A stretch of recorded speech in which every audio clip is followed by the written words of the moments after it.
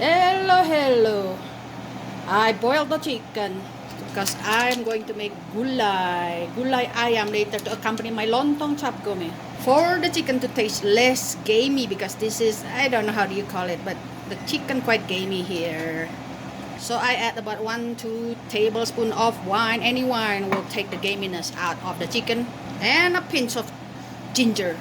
While the chicken is boiling beautifully, let's do the gulai. I will just put a little oil and the gulai seasoning on the pan and fry them really quick to bring the aroma back.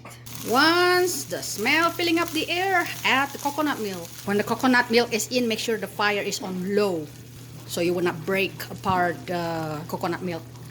We are using Maploy, the best coconut milk ever. I like gulai better than curry. Curry is using curry leaves and gulai using turmeric. I like it more mild than curry. If you have up to here, add salam leaves. You don't have it, okay. And few pieces of kaffir lime leaves if you have. Since I like it red, I will add chili powder. This is not really hot. But if you like hot, spicy stuff, up to you. You can add as much as possible chili powder. You can raise the fire, but make sure that never boil. They never boil. If you have, add a little shrimp paste.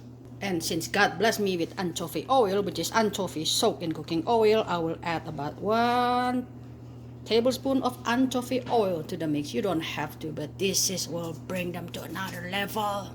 If you don't have shrimp paste, shrimp powder at the Mexican store will help too, but this one is roasted already, okay? Make sure you roasted your shrimp powder. When the soup is kind of hot, I'll put the chayote in, the green beans. You can raise up the volume, but remember, before it's boiling, make sure you put them back to low. You know what? For the color, why don't add some of that green bell pepper? Make the color beautiful. Another technique to make those coconut milk or any milk is not breaking apart in your soup is by like this. Mixing them with your spatula at all time.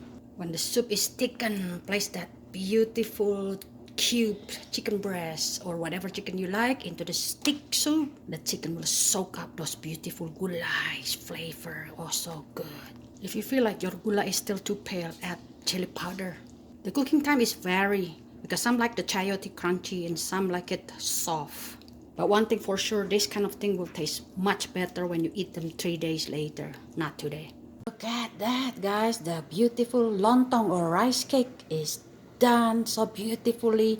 Not bad. I actually reduced the pressure cooker into 15 minutes instead of 20 because I only do 2 packages of lontong today. And here it is, the glistening, beautiful chicken gulai, so delicious.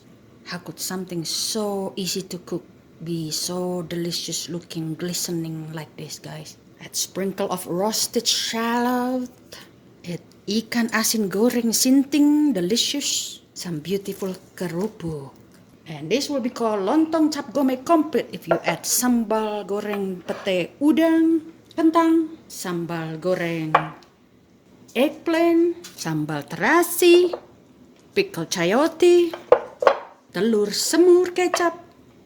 Oh boy, if you can eat like this when you are an immigrant, you are a king, don't you agree, you guys? Alright, find those links to every ingredient on my description area, and thank you for watching again. See you, bye bye!